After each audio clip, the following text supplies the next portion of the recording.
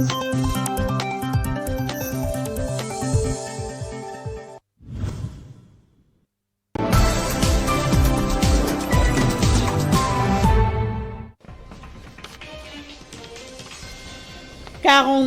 Conseil des ministres, le conflit qui oppose la Russie à l'Ukraine était au cœur des discussions. Il ressort de cette réunion présidée par le chef de l'État Félix Tshisekedi que le gouvernement de la RDC envisage d'apporter un soutien nécessaire aux Congolais bloqués en Ukraine. Détention des membres de la task force présidentielle pour la paix en Ituri par la milice Codeco. Selon le porte-parole du gouvernement, les négociations visant leur libération évoluent positivement et pourraient connaître une issue heureuse prochainement.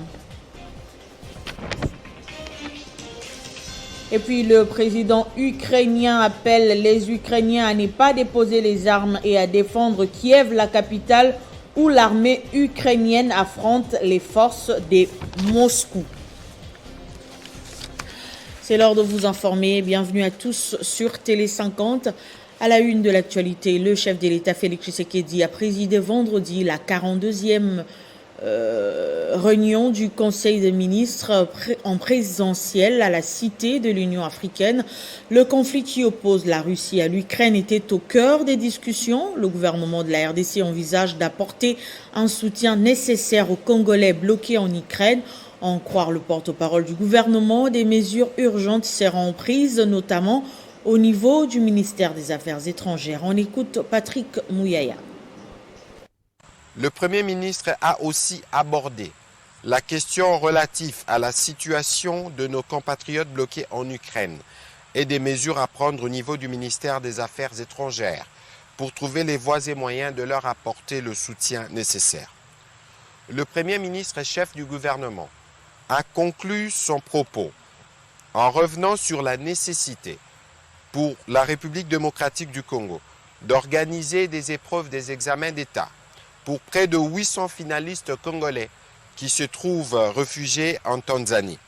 Il a pour ce faire instruit le vice-premier ministre, ministre des Affaires étrangères, les ministres de l'intégration régionale, ainsi que le ministre de l'enseignement primaire, secondaire et technique à mettre tout en œuvre pour permettre à ces jeunes compatriotes de passer cet examen crucial pour la suite de leur vie académique. Depuis plusieurs jours que les membres de la task force présidentielle pour la paix en Ituri, dont Thomas Lubanga et Germain Katanga, sont pris en otage par la milice Codeco en Ituri. Une situation qui préoccupe au plus haut point le gouvernement de la République. Selon son porte-parole, Patrick Mouyaya, les négociations visant leur libération évoluent positivement et pourraient connaître une issue heureuse prochainement. On l'écoute. Pour sa part, le ministre de la Défense nationale et ancien combattant a présenté une synthèse de la situation opérationnelle militaire du pays, qui reste marquée par les opérations conjointes menées par nos forces armées et les forces ougandaises. Ces opérations qui évoluent du reste normalement. À propos des membres de la task force pour la paix, la réconciliation et la reconstruction de la province de l'Ituri, qui sont encore en otage entre les mains de la Codeco, il a indiqué que les négociations visant leur libération évoluent positivement et pourraient connaître une issue heureuse prochainement. Dans l'actualité également, les États-Unis encouragent la mutualisation des efforts par les acteurs régionaux dans la lutte contre les groupes armés. Wallace Bass, conseiller stratégique au Bureau des Affaires étrangères africaines, division Afrique centrale du département d'État américain, l'a dit devant la presse en la résidence de l'ambassadeur américain à Kinshasa après sa participation au 10e sommet de l'accord cadre d'Addis Abeba. Department of State coming from Washington D.C. And yes, I came here principally. Le gouvernement des États-Unis est très concerné par les questions de sécurité et stabilité dans l'Est du Congo, dans l'Est de la RDC. On comprend bien sûr, que, comme tous les autres acteurs, que les problèmes sont très complexes et très difficiles adresser et que les solutions vont demander sans doute la coopération de beaucoup de partenaires, y compris les pays voisins. Et donc, un aspect très important du sommet, c'était justement pour souligner le rôle des institutions africaines pour s'adresser à ces problèmes, des problèmes essentiellement africains, et que les pays doivent continuer à discuter, à communiquer et à améliorer leurs relations pour ensemble s'adresser à ces problèmes. Et donc, bien sûr, un des principes clés de l'accord d'Addis Ababa et de tous les efforts pour rétablir la sécurité et la paix dans l'Est du Congo, c'est la souveraineté et l'intégrité territoriale de la RDC. C'est primordial. Et malheureusement, en même temps qu'on discutait cet aspect, on a vu que ailleurs dans le monde, la Russie était en train de justement ignorer ce principe en faisant une invasion illégale et pas du tout justifiée de l'Ukraine. Et bien sûr, c'est notre souhait de voir tout le continent africain aussi reconnaître que ça serait discuter l'importance de l'intégrité territoriale et de souveraineté dans un contexte africain, et en même temps ignorer ce qui se passe ailleurs dans le monde. Donc on espère bien qu'on va rester résolu et unis partout dans le monde pour soutenir ces principes en Ukraine comme en RDC.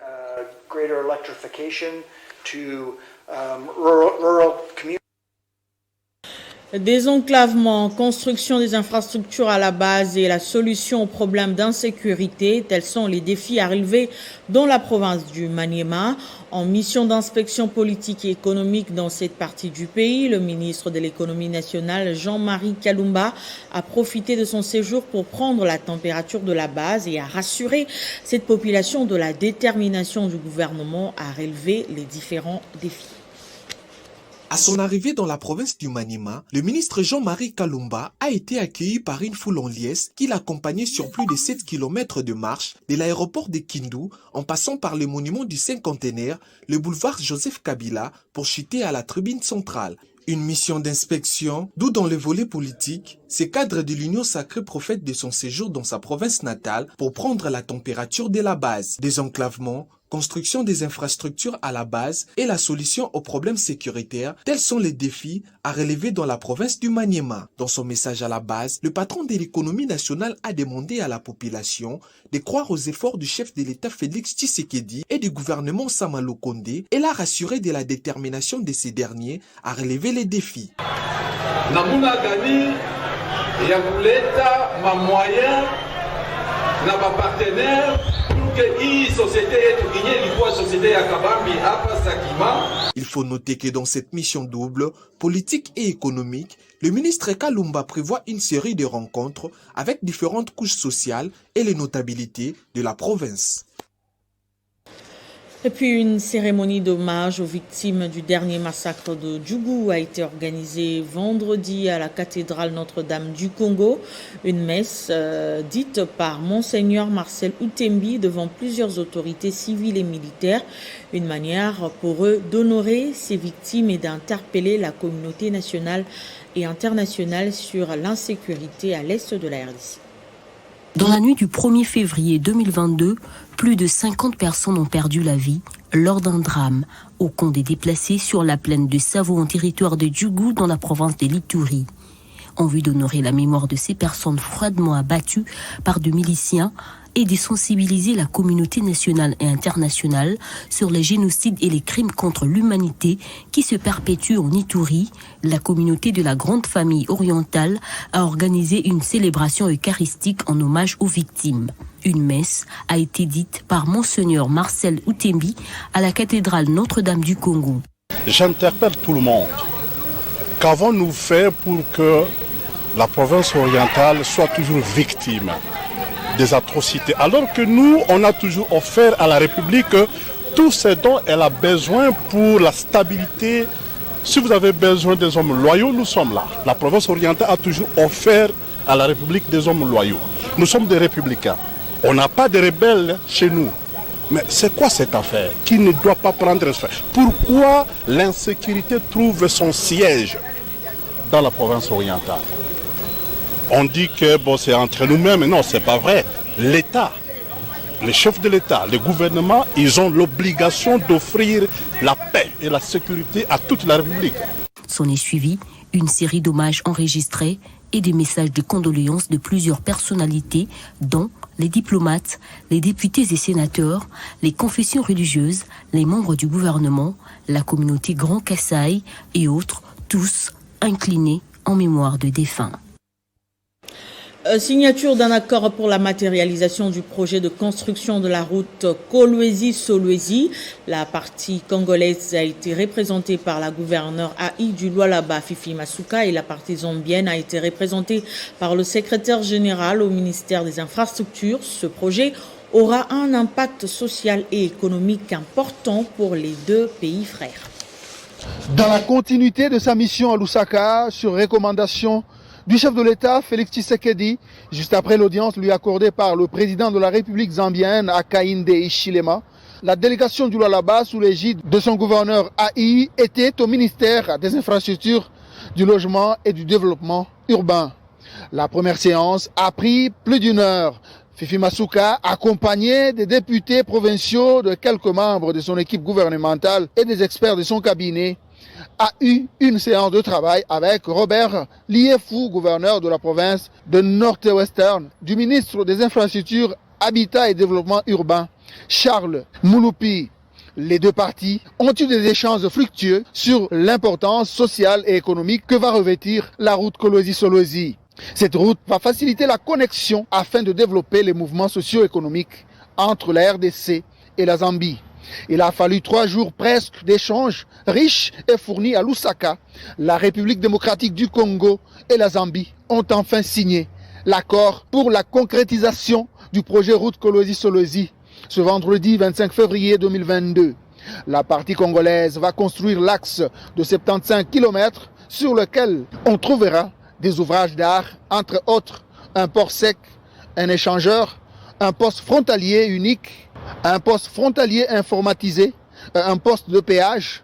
La partie zambienne va construire l'axe de 90 km avec les ouvrages d'art suivants: 2 ponts, un poste de péage informatisé, un parking au poste de péage, l'électrification du site et autres. Marie-Thérèse Masuka n'a pas caché sa joie de voir le dénouement de ce dossier qui a fait couler beaucoup d'encre et de salive pendant plusieurs années. Les deux pays frères vont asphalter au total 165 km. La route ira de la ville de Kolwezi en passant par Kabimba jusqu'à Lumwana Ouest. Comment résoudre le problème d'électricité dans nos milieux ruraux? La réponse à cette question, c'est l'une des préoccupations du député national Olive Moudeguereza. À son initiative, 3 groupements dans le Sud Kivu seront électrifiés grâce à une microcentrale en construction dont les travaux avancent normalement. Ayant une capacité de 100 kVA capable d'alimenter 3 groupements, l'espoir reste prévisible dans plus de 1000 ménages qui seront bénéficiaires de ce projet. Lors de sa visite ce vendredi sur le site de l'ouvrage, l'élu de Walungu a salué l'évolution des travaux qui accélèrent. Et selon les ingénieurs, il ne reste que peu de temps pour que la population de cette contrée ait l'électricité. La première ampoule sera allumée dans le village Nzunzi et Biteka avant mi-2022. Et ça va faciliter les mamans pour moudre leur manioc et donc la transformation de tous les produits agricoles. Ceci permettra aux jeunes femmes entrepreneurs d'innover. Ceci, c'est une partie de mes émoluments depuis 3 ans que je tiens à financer ce projet. Il s'agit ici de la population du groupement de Lurala, d'Ikoma et de Walungu qui font au total près de 15 villages. Rappelons ici que l'engagement pour le développement intégral du député national Olive Moudeguereza ne cesse d'accroître et se diversifie dans plusieurs secteurs qui touchent directement la vie quotidienne de la population, non seulement de sa circonscription de Walungu, mais également de toute sa province du Sud Kivu, des projets qu'il pense étendre partout en République démocratique du Congo. Et pour finir, l'actualité internationale reste dominée par la guerre entre la Russie et l'Ukraine. La nuit de vendredi à ce samedi a été marquée par une intensification des raids aériens de la Russie sur la capitale ukrainienne. Près de 200 civils tués depuis le début du conflit. Entre-temps, au Conseil de sécurité, le projet de résolution condamnant l'agression contre l'Ukraine a été rejeté en raison du droit de veto russe. Et le président ukrainien, réagissant dans une vidéo ce samedi matin, a dit être déterminé à ne pas déposer les armes. Les combats s'intensifient et se rapprochent du centre-ville de Kiev. L'armée ukrainienne a dit samedi avoir repoussé une attaque de l'armée russe sur l'une des artères principales de la capitale, quelques heures après un dramatique appel à la mobilisation lancé par le président Volodymyr Zelensky. Tandis qu'au Conseil de sécurité des Nations Unies, le projet de résolution condamnant l'offensive militaire russe en Ukraine et demandant le retrait immédiat des troupes russes a été rejeté en raison du droit de veto de la Russie, membre permanent du Conseil. Présenté par les États-Unis et l'Albanie, ce projet a reçu 11 votes pour 1 contre la Russie et 3 abstentions, dont celle de la Chine, l'Inde et les Émirats arabes unis. Le président Zelensky a dans une vidéo ce samedi matin dit sa détermination à résister face à l'invasion russe. Il reproche également aux Européens d'être trop longs à soutenir l'Ukraine et a appelé ceux ayant une expérience de combat à venir lutter aux côtés des Ukrainiens. L'OTAN, dont les dirigeants se sont retrouvés vendredi en visioconférence, a répété ces derniers jours qu'elle n'enverrait pas de troupes dans ces pays. Les États-Unis, le Canada, l'Union européenne et le Royaume-Uni ont annoncé des sanctions personnelles contre Vladimir Poutine et son ministre des Affaires étrangères. Elles comprennent des interdictions des territoires et des gels d'avoirs financiers. Quelques 100 000 personnes ont déjà été déplacées et 50 000 ont quitté les territoires ukrainiens, a déploré l'ONU qui a réclamé un accès sans entrave pour l'aide humanitaire. Les réfugiés affluent aux frontières de l'Union européenne qui s'est dite prête à les accueillir. Ce journal est terminé. Place au rappel de titres. 42e Conseil de ministres, le conflit qui oppose la Russie à l'Ukraine était au cœur des discussions. Il ressort de cette réunion présidée par le chef de l'État Félix Tshisekedi que le gouvernement de la RDC envisage d'apporter un soutien nécessaire aux Congolais bloqués en Ukraine. Détention des membres de la task force présidentielle pour la paix en Ituri par la milice Codeco. Selon le porte-parole du gouvernement, les négociations visant leur libération évoluent positivement et pourraient connaître une issue heureuse prochainement. Et plus loin de la RDC, le président ukrainien appelle les Ukrainiens à ne pas déposer les armes et à défendre Kiev, la capitale, où l'armée ukrainienne affronte les forces de Moscou. Merci de nous avoir suivis. L'info est en continu au www.tele50.cd.